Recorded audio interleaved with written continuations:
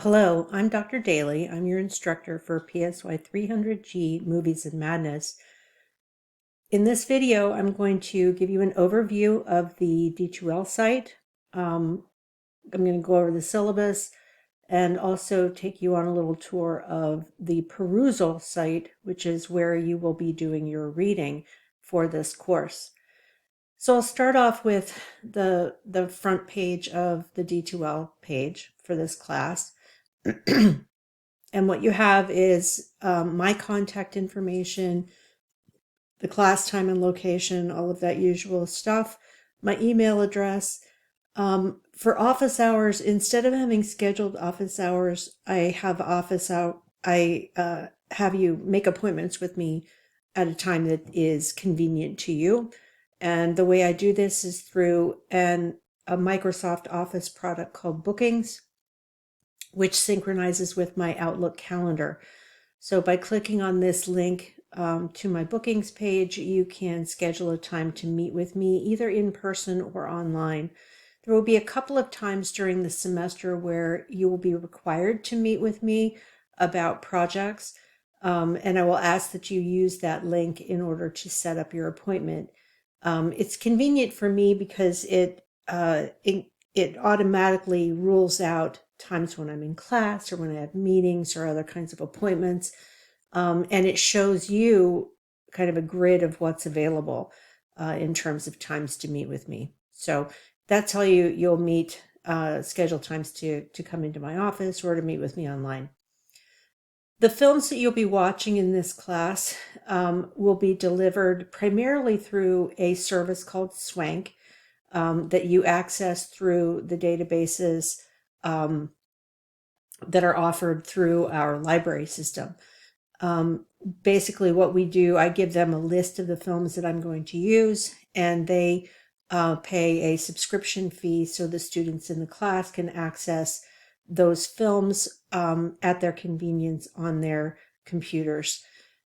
So if you go to the A to Z databases, you can, let's see if I can open that up for you. If you go to S and scroll down to Swank, you click on this, it opens to the University of Mount Union offerings through video. There are several faculty members who are using Swank now, so you will find films in addition to the films for my class. There will be several others as well. So you click on that to be able to access your movies for this class. One exception is Temple Grandin, which is available for free so that the university doesn't have to pay a subscription fee to Swank. It's available through a different service, which you can also find through the A to Z database called Films on Demand. And there will be a direct link to that in the module where that film comes up for us to watch.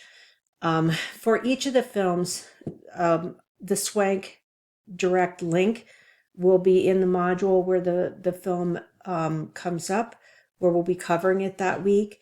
They are not there yet, or at least I haven't checked them to make sure that they're updated, because our subscription rolls over starting on the 21st. So I'll be updating that next week as classes get moving and in advance of when you will be watching your first film for our class. As I mentioned already, you can schedule meetings with me using the playlist or using the Bookings app.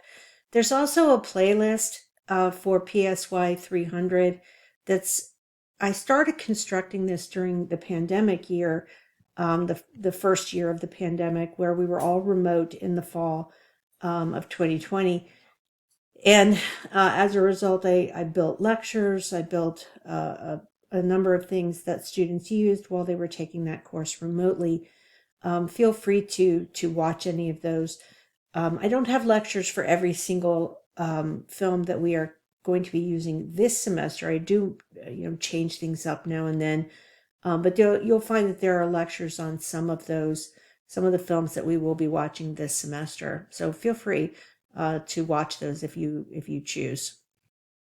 Where you'll be spending most of your time on D2L is in the content browser, where what you see here in terms of these tabs, you have a Start Here tab, which includes this orientation video that I'm recording right now, the syllabus, the course objectives and goals, all of that stuff.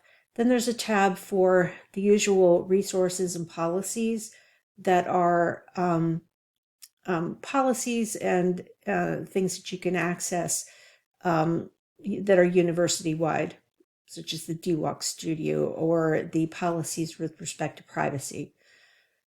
Probably most of the time, you're going to be interacting with D2L through the weekly modules. So each week of the semester, there will be a module explaining day by day what you'll be doing as a part of this class. Now, in addition to those, each major assignment in the class has its own informational tab that I'll show you here in a minute. But let's go back to the Start Here.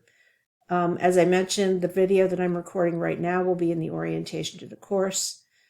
The welcome page, and just for full disclosure, when you download the syllabus, you're going to see duplication of most of the information that is included on the D2L site. It's just a way of ensuring that students have easy access to all of the information from their syllabus in more than one form. So you've got the course information, all of my contact information that is present there as well. Hit the next button, and I will be uploading these later today. Right now, these links are not live, but they will be later today. You'll have the syllabus available in Word and PDF form. You'll also have calendar pages that I will extract from the syllabus just to make things a little easier for you. Looking at the syllabus, again, you'll see a lot of duplicate information between the syllabus and the D2L page. We use a template as a university that faculty are asked to use so that there's some commonality across the courses that you're exposed to as a student at the university. So I've given you here all of my contact information about the course description as it is listed in the catalog, an explanation of the purpose of the course. With this particular course being one of our part of our integrative core, I think it's a good fit for the G category because in American culture, and I would argue around the globe, we typically learn about mental illness and psychological disorders from movies and television, whether you're talking about traditional forms of television and film or online forms and various other kinds of media. And a lot of that information, despite the passage of time, a lot of the information remains inaccurate and highly stereotypical. What this does is leads to prejudice, discrimination, stigmatization, and marginalization of people with diagnoses with mental illnesses. And that creates a lot of negative impacts on people as they're just trying to live their lives and get the care that they need. And that's really, the purpose of this class. It lends itself to the integrative core primarily because there are so many intersecting forces. You may have heard the phrase social determinants of health. Mental health is no different than any other kind of health. It's impacted by every sphere of our existence. So a class like this lends itself to people from different disciplines. You don't have to be a psychology student to get something out of this class. In fact, it's a benefit when we have students from many different backgrounds with many different areas of interest in this class. The course learning outcomes, these are also listed on D2L, so I'll come back to those in a minute. I do include connections to where this course fits in to the curriculum in the Department of Psychology, Neuroscience, and Human Development. As with all of your IC courses, and I will look at these a little more carefully when we go back to D2L after we're done with the syllabus. There are connections to the outcomes for the IC category of diversity and global learning as well. And then since this is an IC course, there are separate goals and outcomes for written communication as well as oral communication. And I will leave you to read those on your own. This is a standard statement on the kind of technology that you will be expected to have access to as a student in this class. We will not be engaging in, video classroom. This isn't an online course. This is an in-person course. At the same time, though, you may want to meet with me remotely. It's a lot more effective to do that if you have a camera on your computer. That may or may not be relevant to you as an individual. Delivery of the course materials. So there are two books that I'm asking you to read. Only one of them needs to be purchased. The wall text is available in our Mount Union library. I have provided PDF access to it in Perusal, given that I can't create a direct access link to the text through our library, but it is free to you through our library. So I'm kind of dancing around publishing rules and law, copyright law, but there it is. So you will be accessing that through Perusal for free. The Duckworth text, it's a new book, and I'm adding this for the first time this year. You will need to purchase access, and access through Perusal is perpetual. So access to the ebook is perpetual, meaning you will own the book, you will own the content. The book is called You're Not Alone, the NAMI Guide to Navigating Mental Health. NAMI stands for National Alliance on Mental Illness, which is the largest grassroots advocacy organization for people with mental illness and their families and loved ones. Kenneth Duckworth has put together what I think is an absolutely excellent guide to just understanding the ins and outs of mental health from an individual perspective and from a family perspective. I think the information contained in the book is invaluable and will be helpful to you long beyond your involvement in my class. The Duckworth text you do have to purchase access to. Now with the Rater Ready program, what you need to do after you enroll in my class, so on Perusal, which if you've used it before, you know how this works. Perusal is basically a website where instructors, people like me, can put their reading materials, and students then can engage in their reading in that space and have the opportunity to talk to each other and talk to me as they're reading. I tend to describe it as social media for reading. And I will jump over to Perusal in a little bit and show you more about how it works.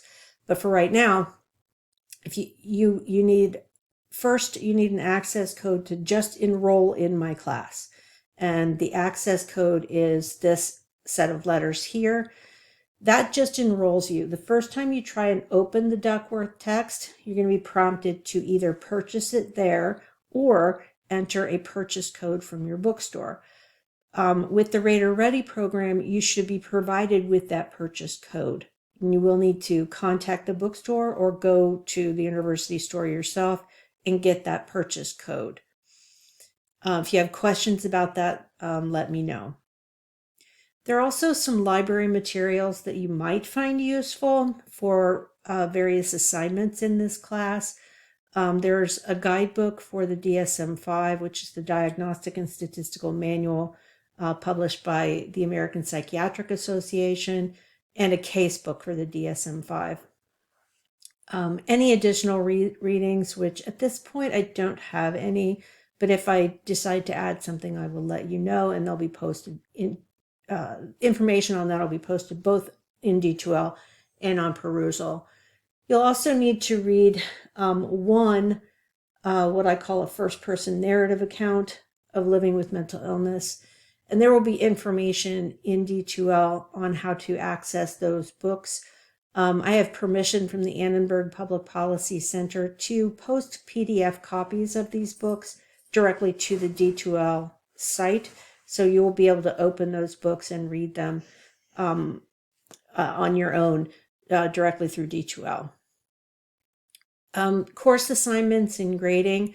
I've laid out here for you the names of each of the major assignments and the perusal reading engagement portion of the class, the percent of the final grade, and connections to both course learning goals and explorations goals. Each of the assignments is described briefly here, but remember that on D2L there's a separate module for each assignment. And I will be directing you regularly to those modules in D2L for extensive information. With each film, you're going to be asked to respond to some reflection questions, and those will be found in the quizzes space in D2L, and I'll show you that when we go back there. This is a standard grading scale that all of us in the Department of Psychology, Neuroscience, and Human Development use. The other elements here are pretty standard components of syllabi that you run into across campus. One newer addition, I do have a policy on artificial intelligence. I pulled the language for this policy and I'm just sort of trying it out right now. I pulled it from examples of syllabi that I found from other institutions, other faculty members, just to get a sense of what kind of restrictions and rules are out there. Given that we have lots of AI tools that are capable of producing fairly complicated texts, such as ChatGPT and other kinds of tools of that kind, it is possible for you to plug in a prompt and get it to write things for you. One funny thing that I did with ChatGPT, not funny, haha, funny, that's disgusting. And it explained to me some assignments that got turned into me last spring. Basically, I asked it to give me 4 references about whatever topic. So I just plugged in, give me 4 references from refereed journal articles about depression. And within moments, it gave me 4 legitimate looking, properly formatted references. So I went back and I tried to find them, to actually look at them, and they weren't real. They were made up. They sound completely illegitimate, but they were fraudulent. And then I typed into ChatGPT, hey, these references aren't real. And the response I got, I wish I could remember the exact phrase, but the response I got was, these were just examples of what you might find if you actually looked for references yourself. So be super careful if you're going to try and cheat with ChatGPT. Someone like me is going to catch you and give you a big fat failing grade. So just avoid it. Even if I type in depression or schizophrenia into ChatGPT, what will pop up first are the DSM criteria without any sort of reference. If you use that information and you try to cite ChatGPT as your source, I'm going to come back to you and say ChatGPT is not a legitimate source. You need to find where ChatGPT found it. And so it just becomes easier for you, less time consuming and less problematic in terms of your grades, for you to do the work on your own, as opposed to having ChatGPT write stuff.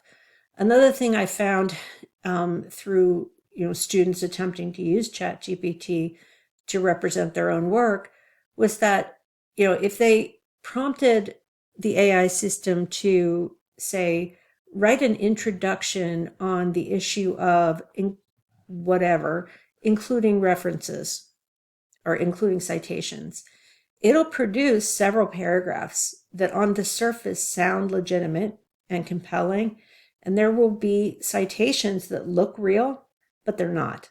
So, for example, I had a student turn in a paper complete with some references or citations rather, but the student neglected to notice that the citations that were in the writing weren't on the reference page that the student had created. That was a big tell. But then also, if I went to where those citations appeared to be from, what was being cited didn't come from that source. In some cases, the citations were to completely fabricated sources. So, well, it seems like a really cool way to shortcut your work, to help you get work done when you're under pressure, or just because you don't want to do the work. We try. I mean, I'm certainly capable of being fooled. I'm never going to say that I catch everything, but there are some pretty obvious tells when students are using AI to do their work. So, I've designed the assignment so it's pretty obvious when students are cheating using artificial intelligence platforms. I would encourage you to just do your work. It will save you time. You'll spend more time trying to fool me than you would if you just did the assignment on your own. Okay, lecture over. The rest of this information in the syllabus is standard statements about university resources and policies. There's also a statement that is repeated on D2L, so I'm not going to go over it here, on how perusal works, some information about access codes and scoring on perusal. And then there's the course schedule. It's laid out week by week with assignments identified along the way. So anything in blue is about the first person narrative assignment. In regular text will be the topic of the week and what we'll be doing in class. Black bolded text is about reading. Red is for film reflections that are due on D2L. This sort of creepy looking brown color is for your diagnosis presentations, and I'll get into what those are here in a little bit. And then as we go down, purple is for Stigma Buster projects and times when you'll be meeting with me. And green is for film analysis projects. So I lay everything out week by week. And as I said, I'll be uploading these calendar pages for you so that you can download those or print them out if it's easier for you.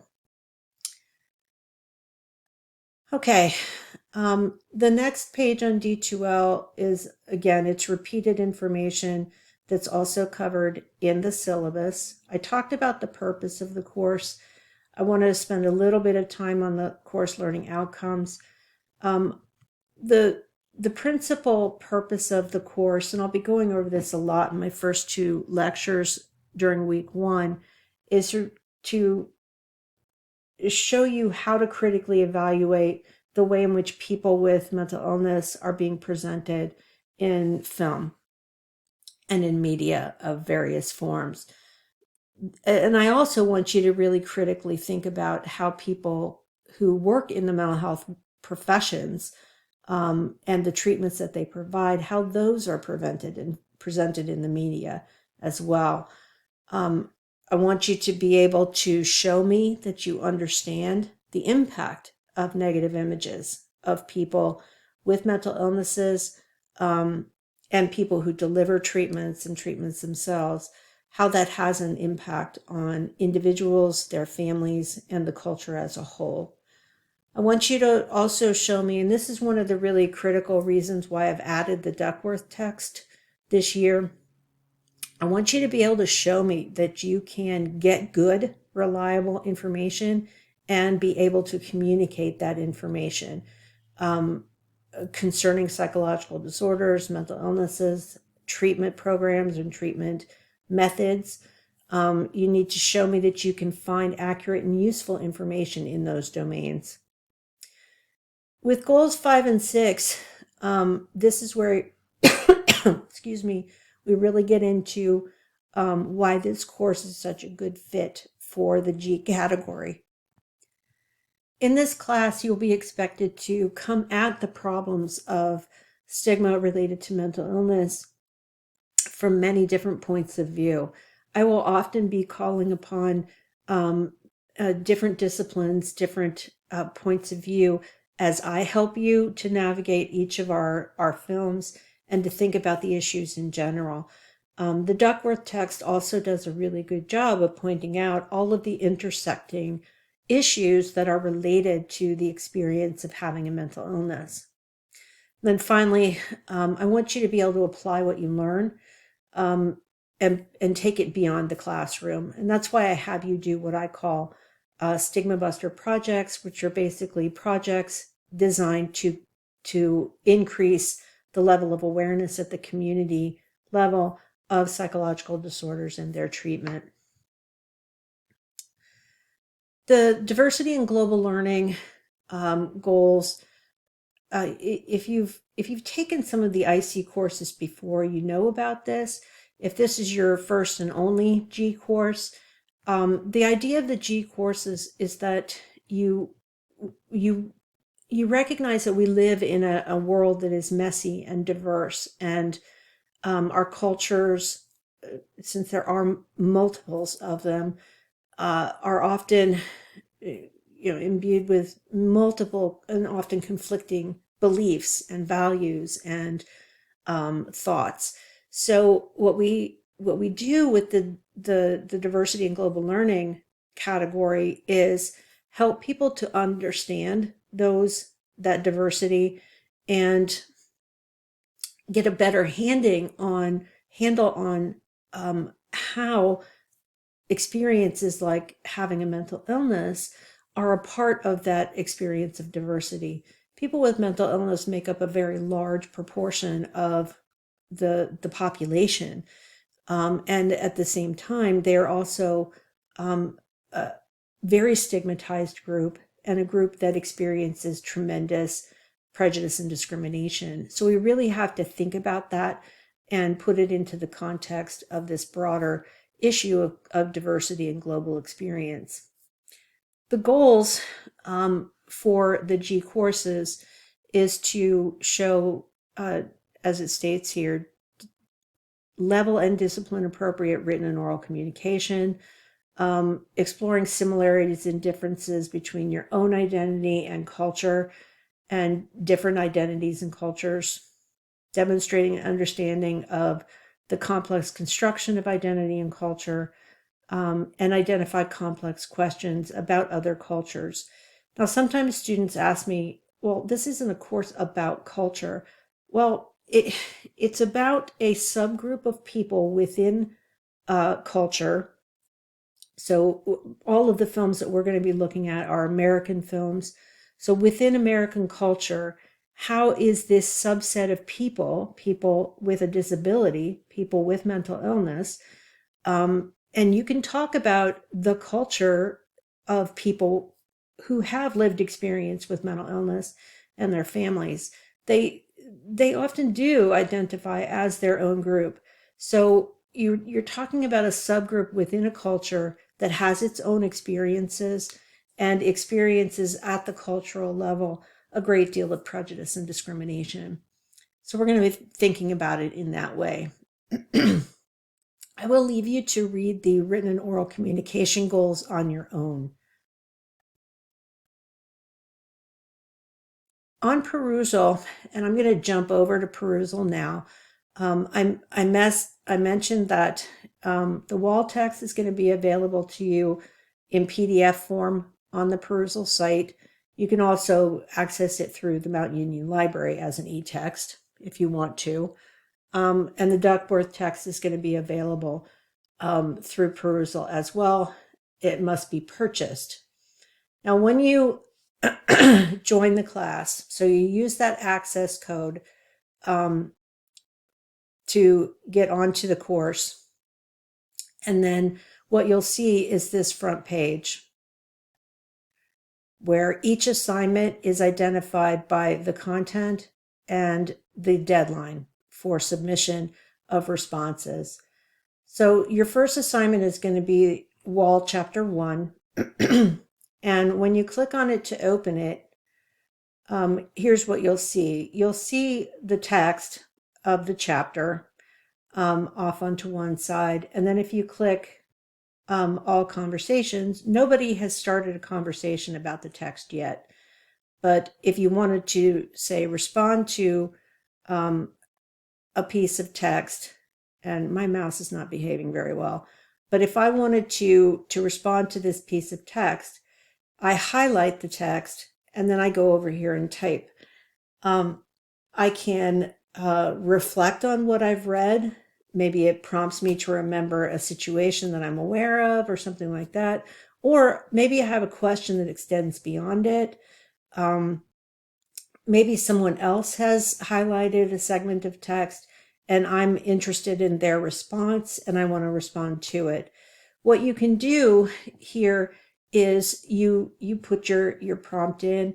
You can use all of the fun, weird things that social media makes available to you. Maybe you know of a link to a piece of information that is out there on the internet and you want to add that, you can certainly do that. You can also, like, if I want to talk to everyone, if I want to address the whole class and make sure that everybody gets a notification to respond to it, I can hit everyone. If I want to respond to everyone who's involved in a current conversation, I can say @conversation. If I want to respond to a specific student, I can @that person by name. You can also create hashtags and you can follow hashtags if you want to. I don't do that a whole lot, but it's something you can do.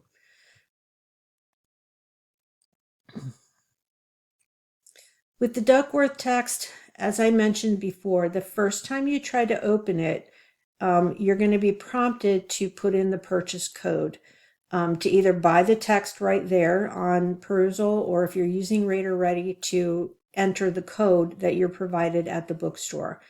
So make sure that you are aware of that.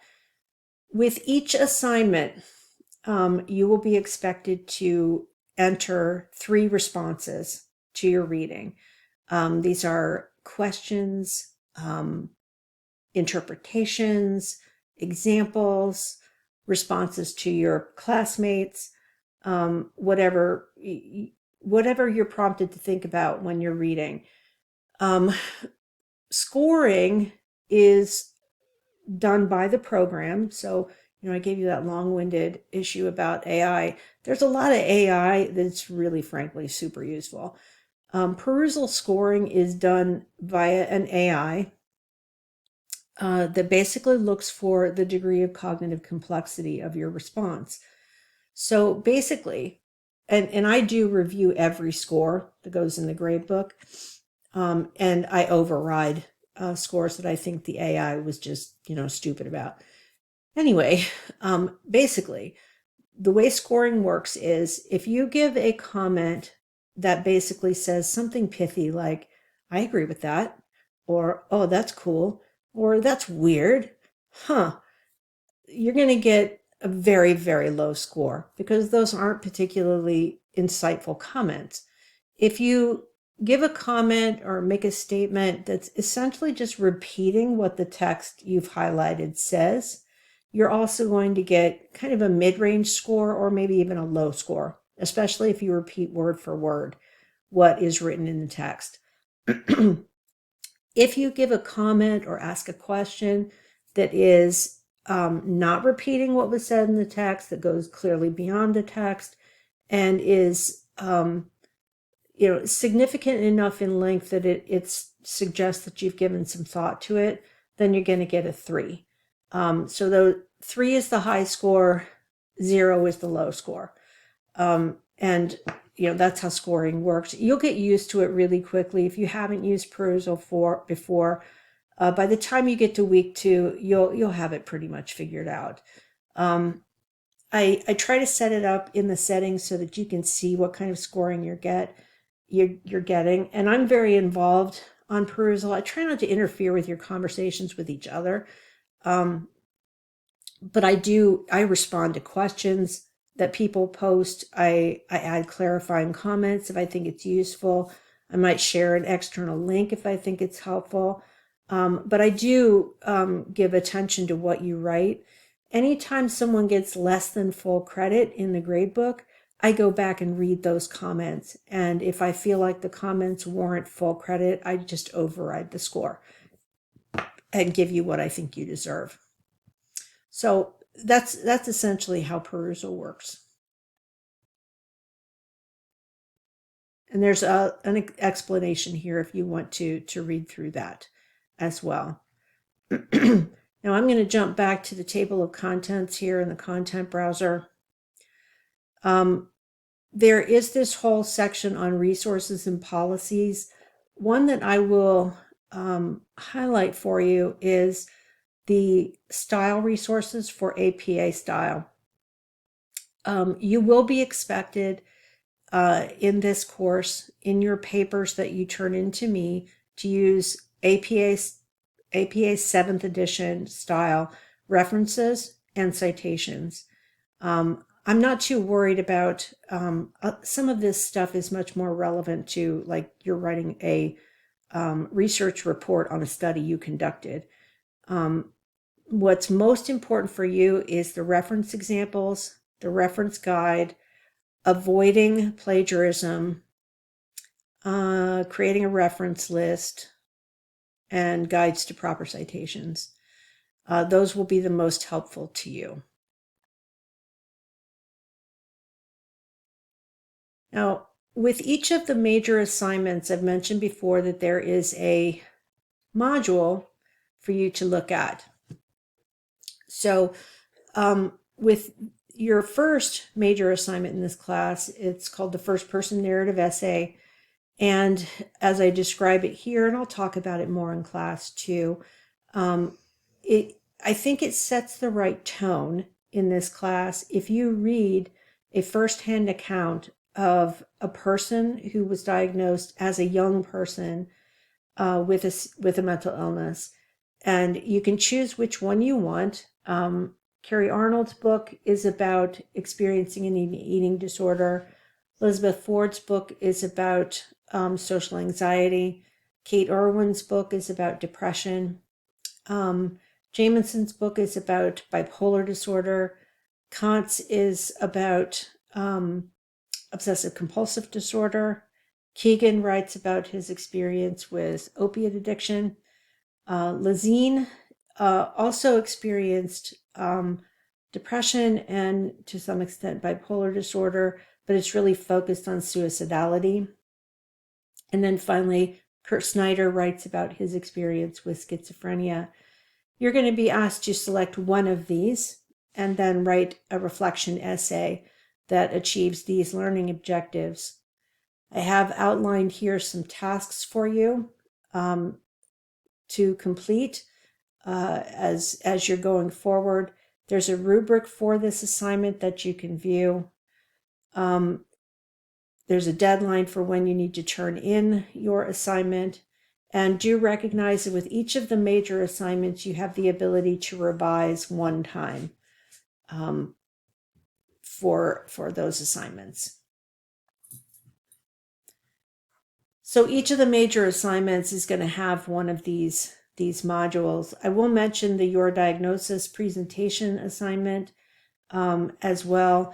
One of the goals of this class is for you to learn how, with reliability and efficiency, to find valid and reliable information about mental illnesses from the internet. Most of us, when we have to try and find something out, we're confused about something, we want to know what it is. Like, I had a family member diagnosed with Parkinson's disease. So what do? I pull my phone out of my pocket and I start looking things up, right? And that's how most people find out information these days. So my challenge for you, I'm going to assign everybody, you'll be getting an email this weekend, the weekend before school starts, giving you an assigned disorder, psychological disorder, and it will be associated with a film from the class over the course of the semester. On the schedule, you'll notice in that brown color your diagnosis presentations, and they'll show up at various points in the semester associated with the films. So like for those of you who get disorders associated with Psycho, which is our first film, you'll be presenting early in the semester and it'll be all done, be completely over. Basically what your job is going to be to with this assignment is to find 3 valid and reliable online sources from reputable websites. And I have a big long explanation here in all caps and red. Things you are not allowed to use, like blogs, tweets, I guess they're X's now, abstracts, comment boards, editorials, Wikipedia, Answers, Yahoo, pharmaceutical company websites. WebMD can be useful, but it can also be super problematic because it is a for-profit site. Tons of advertising. It's not that the information will be bad, it's just that it's secondhand. And here's a variety of other websites that are just too heavily advertising driven to be reliable. This is your oral communication assignment for this integrative core class. So after you get your assigned disorder, read these learning objectives where you're showing me that you can find basic diagnostic information, basic prevalence and treatment information. You can find and then describe in real language that regular people can understand the DSM-5 diagnostic criteria for your disorder. Look at how common these disorders are, what the most typical forms of treatment are. And then, this is why it makes it an oral communication task. You need to be able to effectively communicate with the people in your class, the content of the information you learned. The assignment is also designed to help you reflect on how this information might be useful for advocating for people with that particular diagnosis, and so on. As with the first-person narrative, you have a number of steps to take along the way. And again, I will be talking more about each of these assignments in class on Monday.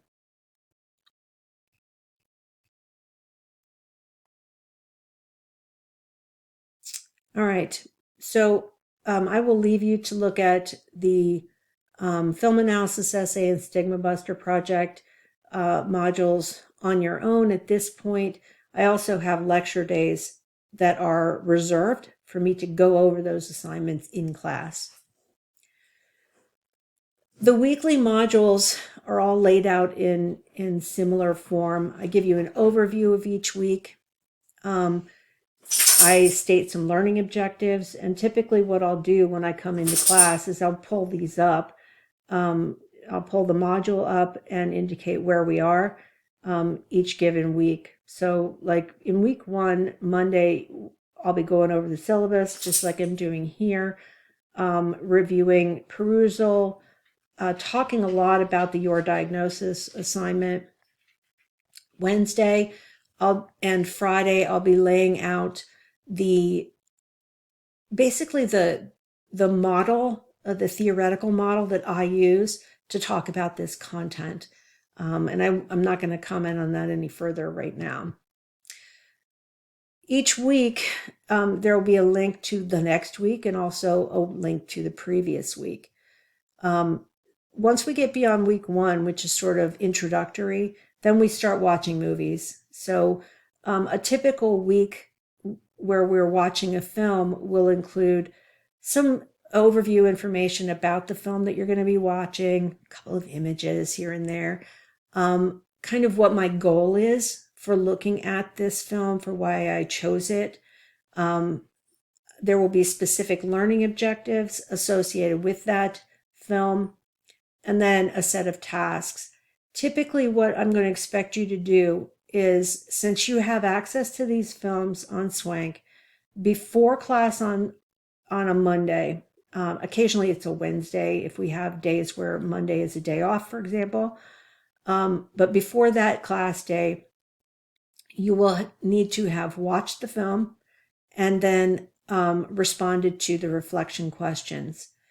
So reflection questions, where those are going to be found, if we scroll all the way up to the top, reflection questions are going to be found in the quizzes space. So basically, what students often do is they download a copy of the questions, and they maybe sketch out or type out their responses to each of the questions, and then they go to the quizzes space, open that up, and insert their answers into the quiz. It's not a graded quiz where the content is going to be evaluated for accuracy. It's more, did you answer the question or did you not answer the question? It's designed so that you can show me that you are actively watching the entire film and you've given it some thought along the way. Then we will take apart the film. On Mondays and Wednesdays, I'll have lecture about there'll be the first part of the lecture, second part of the lecture. These PowerPoint links here are not live at present. I will update those as soon as I have the PowerPoint written. And then each week we'll have the Your Diagnosis presentations that are associated with that film.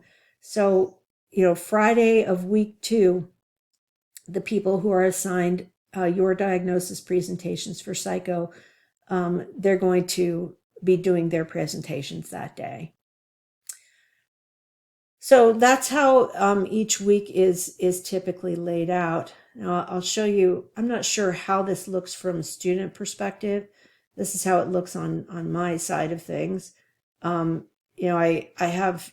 show you how many points it's worth. I give you a link to the actual reflection questions, and then you can go through and respond to each of them.